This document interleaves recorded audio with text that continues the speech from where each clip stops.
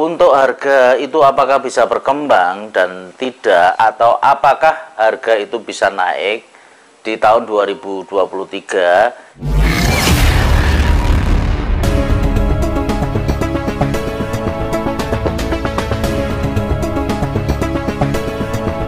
Assalamualaikum warahmatullahi wabarakatuh. Melihat lagi perkembangan harga porang di tahun 2023. Ada beberapa wilayah atau mungkin ada beberapa pabrik yang sudah buka ya. Ini yang kemarin terakhir kita dengar di Riau itu sudah buka untuk harga pabrik dan sudah membuka harga ya. Untuk harga yang diterima di angka Rp3.700. Tentunya harga tersebut itu belum memenuhi keinginan dari teman-teman para petani.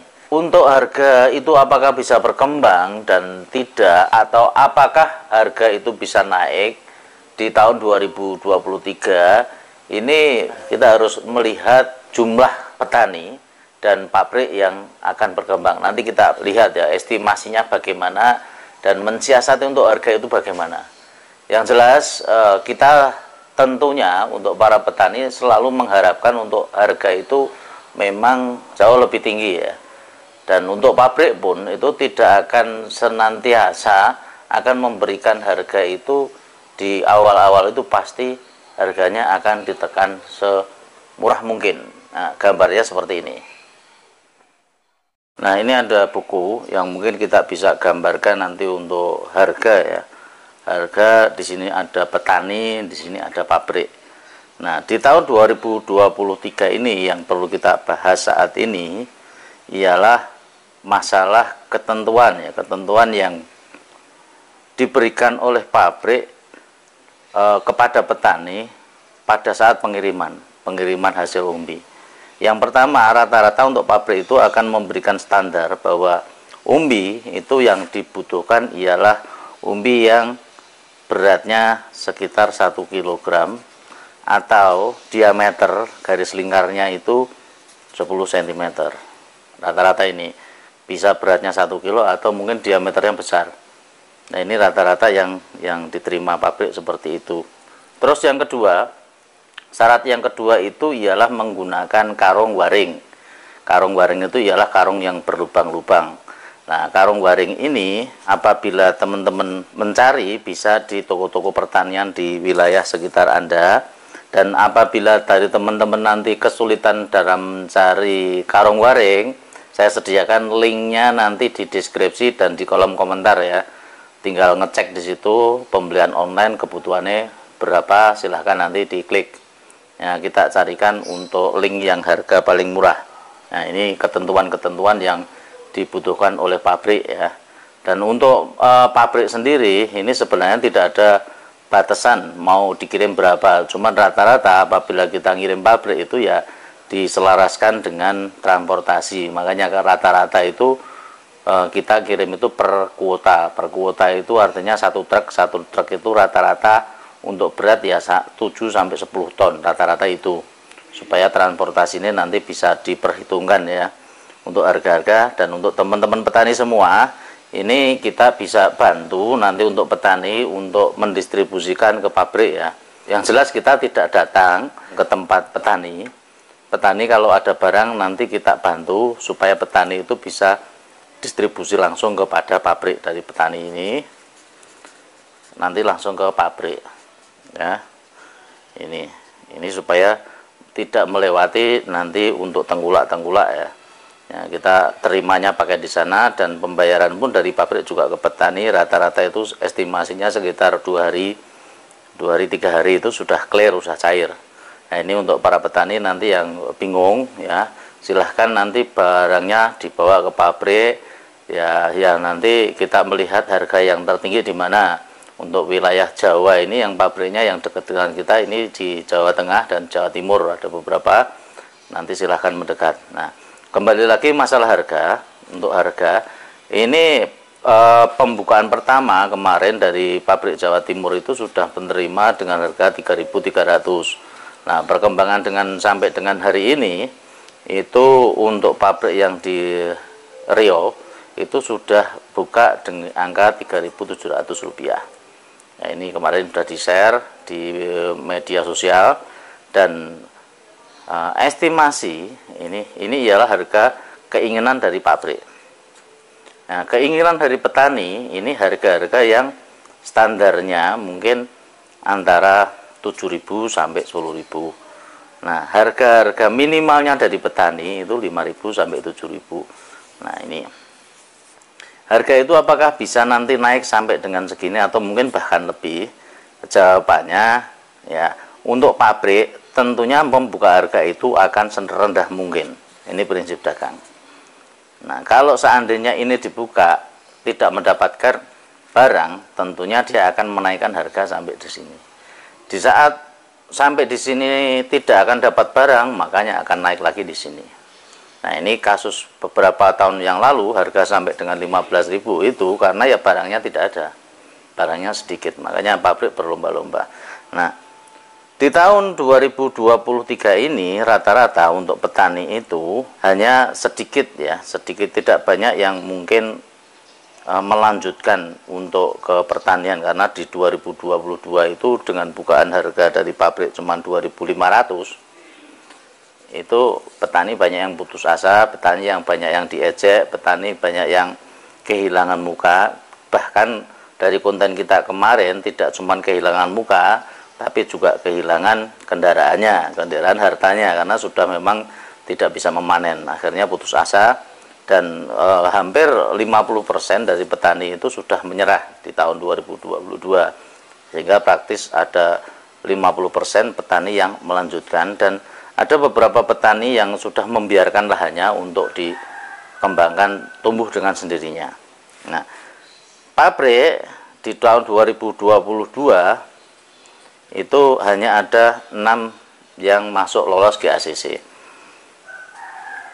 Nah, praktis dari tahun 2022 ini banyak sekali yang mempunyai umbi, dan praktis juga pabrik tentunya juga overload. Harapannya pabrik kemarin membuka harga dengan harga 6.000, cuman karena barangnya overload banyak, ya kalau bisa mau 3.000 ya akhirnya pasaran kemarin itu ya antara 2.500 sampai tertinggi itu 4.700 itu.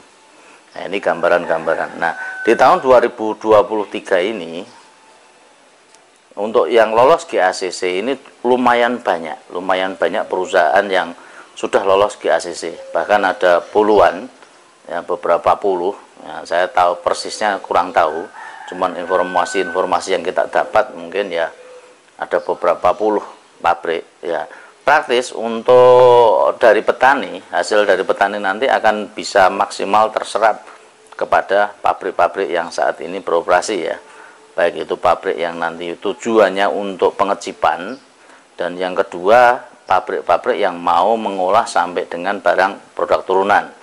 Nah, ini rata-rata masih fokusnya ialah masih ada pengecipan dan ekspor barang setengah jadi. Nah, ini apabila kita melihat adanya beberapa pabrik yang puluhan pabrik ini sudah mengantongi GACC, ya kebutuhan dari pabrik itu otomatis banyak. Nah, kalau harga itu dibuka dengan harga 3.700 awalnya, dan pabrik itu kebutuhannya juga banyak, ya saya kira nanti akan kurang kebutuhan pabrik itu. Nah, kalau petani itu melepas dengan harga 3.700, ya pabrik akan mendapatkan barang, pasti harganya itu akan dibikin stop di sini. Nah, ini di awal ini ialah mereka menjajaki harga, kalau boleh harga segitu ya diterima. Nah, untuk para petani yang kemarin sudah bertahan sudah beberapa waktu, 1 tahun aja kuat, nah ini untuk beberapa bulan mosok tidak kuat kan itu. Ya, akhirnya banyak petani yang juga masih menunggu harga nanti, ya tak tunggu lagi harganya. Begitu pabrik kurang, karena pabrik itu juga punya ikatan kontrak dengan buyer yang ada di luar negeri, untuk tahun 2023 ini harus suplainya sekian ratus ton, bahkan mungkin sekian ribu ton atau juta ton.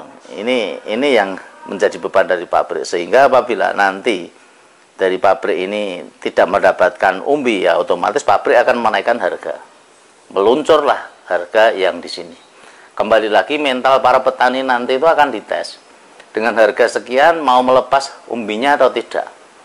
Ya, kalau seandainya petani sudah menyerah dan umbinya dilepas, ya tentunya harga pabrik nanti akan melihat dari sini. Di angka 5.000 7.000. Dan seandainya dari petani-petani itu merasa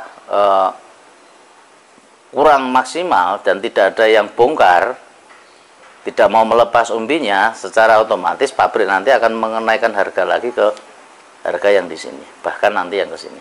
Nah, berarti kekuatan di sini ialah kekuatan bagaimana petani itu mempertahankan dari harga umbi basah yang ada, yang kita miliki, yang kita tanam.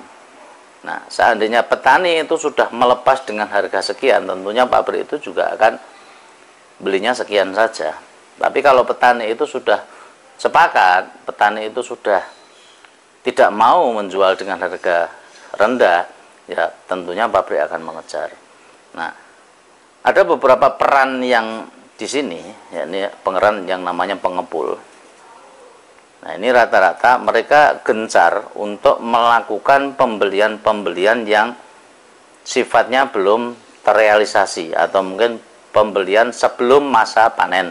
Nah, rata-rata akan ditebas ataupun dibeli sebelum masa panen, atau kemarin sudah kita bikinkan konten yang namanya petani yang suka ngijo, membeli panenan tapi panenannya belum ada. Nah, ini peran-peran yang seperti inilah yang nantinya ini akan membikin petani, karena petani itu juga gampang-gampang susah untuk disatukan karena adanya kebutuhan kalah dengan kebutuhan. Anaknya mau sekolah, sebentar lagi lebaran dan sebagainya, butuh uang, akhirnya mau nggak mau umbinya juga dilepas. Nah, ini kesempatan untuk pabrik. Kenapa bukanya itu memang saat ini sebagian sudah buka, mengejarnya seperti itu, karena adanya kebutuhan dari petani yang mendekati lebaran dan akhirnya dilepas dengan harga yang murah, dan itu nanti akan menjadikan patokan bagi pabrik untuk masalah harga. Dan ini untuk teman-teman para petani, silahkan nanti dipelajari lagi. Nah, maunya dihargai seperti apa. Kalau memang petani sudah kompak, sudah menahan dan sebagainya, ya harga-harga, kita tidak minta harga sampai dengan 15.000. Kasihan juga pabrik karena juga mempunyai tugas yang harus dipenuhi, harus mengelola karyawannya juga, ya. Tapi kita juga tidak mau untuk harga itu di angka-angka yang seperti ini. Nah, perjuangan petani ini masih rugi. Nah, ini untuk ongkos bongkar muat saja, biasanya untuk nanam, begitu panen kita bongkar, ya, kita kepotong transport dan kita buat nanam lagi, itu impas. Ya, ini bibit sudah tidak beli.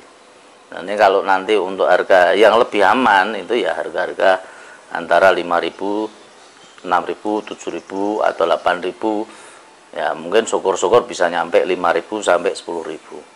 Nah, ini harga-harga yang mungkin aman, ya. Untuk wilayah-wilayah tertentu yang dekat pabrik, ya transportasinya tidak ada, tapi untuk wilayah-wilayah tertentu yang medannya luar biasa, ya harga-harga seperti ini yang dibutuhkan. Ya, mungkin itu dulu gambaran yang bisa kita sampaikan untuk saat ini. Mudah-mudahan bermanfaat, dan apabila ada salah kata mohon maaf yang sebesar-besarnya. Billahi taufiq wal hidayah. Assalamualaikum warahmatullahi wabarakatuh.